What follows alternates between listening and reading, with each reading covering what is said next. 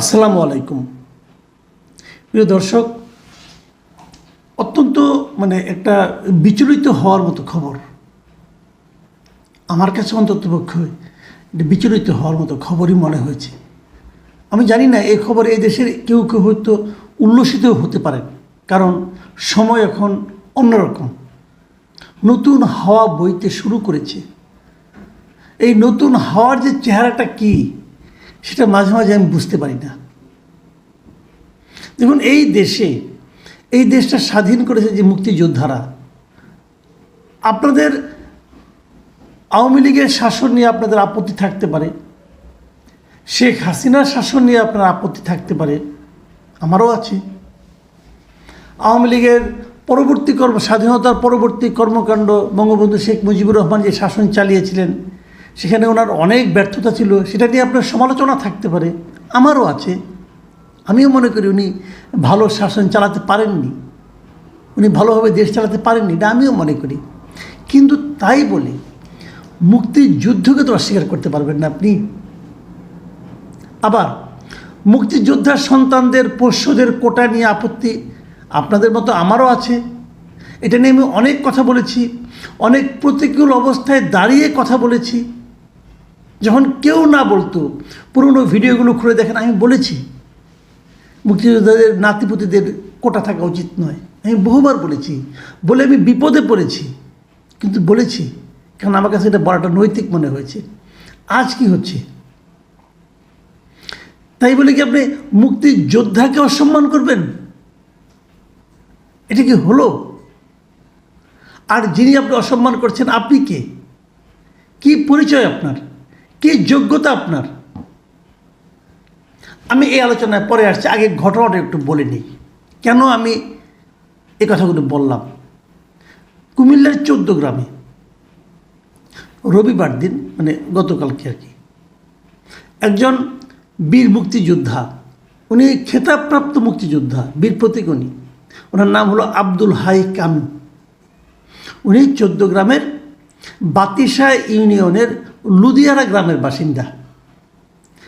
তো ওনাকে রবিবার দিন একা পেয়ে, উনি এলাকায় ছিলেন, এক জায়গায় যাচ্ছিলেন, যুদ্ধ শুনেছি, কিছু একটা কেনাকাটা করতে যাচ্ছিলেন।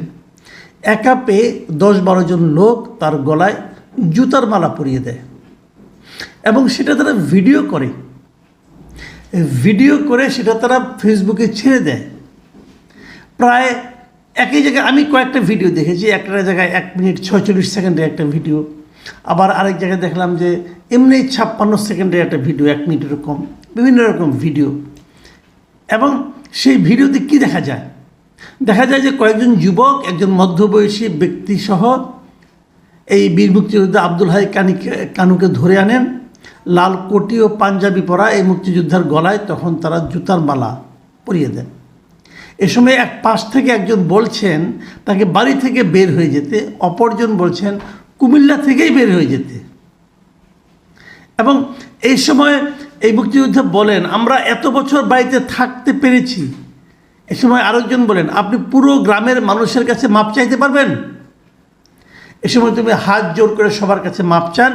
এক পর্যায়ে তাকে 2 জন ব্যক্তি ধরে সামনে নিয়ে যায়। এখন এগুলো কারা করেছে সেটাও ভিডিওতে যে ছবিগুলো দেখা গিয়েছে সেগুলো দেখে স্থানীয় লোকজন চিনেছে, সবাই অচেনার কোনো কারণ নাই।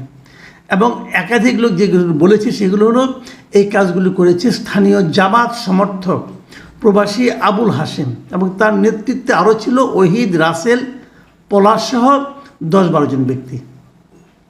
এরাই এই কাজগুলো করছে। এখন প্রশ্ন হচ্ছে যে এই কাজটা তারা কেন করলো?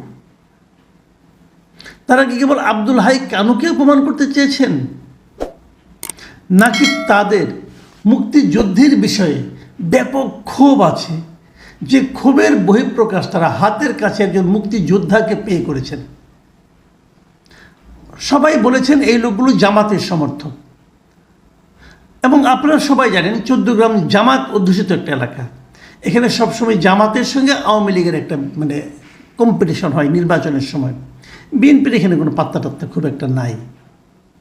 জামাতের নেতা সৈয়দ মোহাম্মদ তাহের, উনি জামাতের একজন বড় নেতা, নায়েবে আমির, এবং এখানে আওয়ামী লীগের নেতা ছিলেন মুজিবুল হক, একসময় রেলমন্ত্রী ছিলেন, তারপরে আবার যাক নানা ঘটনার মাধ্যমে উনি আলোচিত, ওনাকে নিয়ে হাস্যরস অনেক কিছু হয়েছে এই সোসাইটিতে। এই আব্দুল হাই কানু যিনি আছেন, ওনার রাজনৈতিক পরিচয়টা একটু জানা যাক। উনি একসময় আওয়ামী লীগ করতেন, কিন্তু এই মুজিবুল হকের যন্ত্রণায় উনি এলাকায় থাকতে পারতেন না। মুজিবুল হক আওয়ামী লীগ করতেন, এটা হয় বাংলাদেশ এরকম দেখেছে, ক্ষমতাসীন দল তার এলাকায় কাউকে অপছন্দ করলে সে তার দল করলেও তাকে নানাভাবে হেনস্থা করে, এবং এই মুজিবুল হকের এরকম হেনস্থার শিকার এই আব্দুল হাই কানু হয়েছেন। ওনার নামে প্রায় 9টার মতো মামলা আছে, এবং হত্যা মামলাও আছে। এই মামলাগুলো কিন্তু এই সময়ের না, ওই মুজিবুল হকের সময়ের দেওয়া। মুজিবুল হকের করা হত্যা মামলা ওনার আমলে, ওনার প্ররোচনায় এই মামলাগুলি হয়েছে। উনি এলাকা ছাড়া ছিলেন 8 বছর। এখন মুজিবুল হক নাই, তো উনি এলাকায় গিয়েছেন, তখন তাকে জুতার মালা পরিয়ে দেওয়া হয়েছে। তাহলে এই লোকটার দোষটা কি? সে তো মুজিবুল হকের লোক না, সে তো মুজিবুল হক যে ক্ষমতার দাপট দেখিয়েছে মন্ত্রী থাকাকালীন, ওই সময়ও তো সে অত্যাচারিত। তাহলে তাকে আওয়ামী লীগের সুবিধাভোগী ব্যক্তি বলার নিশ্চয়ই কোনো সুযোগ নাই। তাহলে তার উপর ক্রোধ কেন? তাহলে তাকে অপমান করা হচ্ছে কেন? এটা আসলে আওয়ামী লীগ করার কারণে না, এটা মুক্তিযোদ্ধা হওয়ার কারণে। তুই বেটা মুক্তিযুদ্ধ করেছিস কেন? এই হলো রোষের কারণটা। যারা মুক্তিযুদ্ধকে অপছন্দ করে, যারা নানা ছুতানাতায় পরিবর্তিত পরিবেশে এখন সুযোগ পেলেই মুক্তিযুদ্ধকে অপমান করার চেষ্টা করে, অপমান করে আনন্দ অনুভব করে, এটা তাদের কাজ। তাহলে তারাই কি এখন এই সমাজে আমাদের দেশে পাওয়ারফুল হয়ে উঠেছে? তাহলে তারাই কি সমস্ত প্রশ্নের ঊর্ধ্বে উঠে গেছে? তাদেরকে কেউ কিছু বলবে না এরকম একটা বাস্তবতা কি এই দেশে তৈরি হয়েছে? সেরকম কোনো নমুনা কি আপনারা দেখতে পাচ্ছেন? যারা মুক্তিযুদ্ধকে অপমান করতে চায়, মুক্তিযোদ্ধাকে অপমান করতে চায়, মুক্তিযুদ্ধকে অস্বীকার করতে চায়, তারাই কি দেশে এখন সবচেয়ে পাওয়ারফুল শক্তি হয়ে গেছে? হওয়াটা কি উচিত? আমি এই প্রশ্নগুলো করছি, এই প্রশ্নগুলোর জবাব খুঁজছি আমি, এবং এই প্রশ্নগুলোর জবাব আমি এখন প্রথম খুঁজবো এই সরকারের কাছ থেকে, যে এমন একটা ঘটনার পর এই সরকার কি ভূমিকা নয় সেটা আমার দেখা দরকার। এই ঘটনার পেছনে কি সরকারের কোনো দায় নেই? আমি মনে করি আছে। এর মধ্যে প্রধান উপদেষ্টা অফিস থেকে এই ঘটনার প্রেক্ষিতে নিন্দা প্রকাশ করা হয়েছে, বলা হয়েছে যে দায়ী ব্যক্তিদের শাস্তি দেওয়া হবে। এটা কি বলার মধ্যে থেমে থাকবে নাকি আসলেই কিছু হবে? এটা আমি দেখতে চাই। কারণ আমি মনে করি আজকে যে এই দুর্বিনীত আচরণ, মুক্তিযুদ্ধকে অপমান করার, মুক্তিযোদ্ধাকে অপমান করার, মুক্তিযুদ্ধকে অবমূল্যায়ন করার যে প্রবণতা, যে মানসিকতা, এর দায় কিছুটা ডক্টর ইউনূসের আছে। উনি বুঝে হোক না বুঝে হোক, ওই যে রিসেট বাটন টিপে দেওয়ার কথা বলেছিলেন, সেটাকেই অনেকে গ্রিন সিগন্যাল হিসেবে গ্রহণ করেছে। সবাই এখন রিসেট বাটন টেপার জন্য অস্থির হয়ে আছে, এবং সেটা তারা বাস্তবায়ন করতে চাচ্ছে। এ দায় ডক্টর ইউনূসকে নিতে হবে। এ দায় ডক্টর ইউনূসের উপদেষ্টা মণ্ডলীতে থাকা ব্যক্তিদের আচরণের কারণে তারা উৎসাহ পেয়েছে আমি মনে করি। ওই যে ছবি টেনে নামানো, সংবিধান বিরোধী আচরণ করা, মুক্তিযুদ্ধের মহানায়ককে সাধারণ মানুষে পরিণত করার যে প্রচেষ্টা, এবং তাকে যাচ্ছে তাই এরকম তার সম্পর্কে সমালোচনা করার একটা যে উদগ্র প্রবণতা তাদের মধ্যে আছে, এই সবগুলো মিলিয়েই কিন্তু এই আজকের এরকম জুতার মালা গলায় দেওয়ার বাস্তবতা তৈরি হয়েছে। এটা এমনি এমনি হয়নি। আচ্ছা, একটা কথা আপনারা ভাবেন, অনেক সময় কিন্তু এমন হয় যে লোকটাকে আমি অপছন্দ করি, লোকটা অনেক দুর্নীতি করেছে, অনেক খারাপ করেছে, মানুষকে টর্চার করেছে, ওকে তাকে পেলাম, 2টা চড় থাপড় মেরে দিলাম, এরকম কিন্তু হয়। কিন্তু এক্ষেত্রে কি তা হয়েছে? তা হয়নি। তা হয়নি কেন? জুতার মালা বানাতে গিয়েও তো একটু সময় লাগে। একটা জুতার মালা বানাতে যে দেখেন তো কতক্ষণ লাগে, পারেন কিনা খুব সহজে জুতার মালা বানাতে? এত সহজ না, কয়েক ঘন্টা সময় লাগবে কাজটা করতে। তারা এই কাজটা তো আগে থেকেই করেছে। তারা একজন মুক্তিযোদ্ধাকে অপমান করার জন্য প্রস্তুতি নিয়ে আসছিল, এবং আমার ধারণা তাদের কাছে আরও কয়েকটা মালা তাদের আছে, মুক্তিযোদ্ধা পাওয়া মাত্র তারা গলা বেঁধে লাগাই দিবে।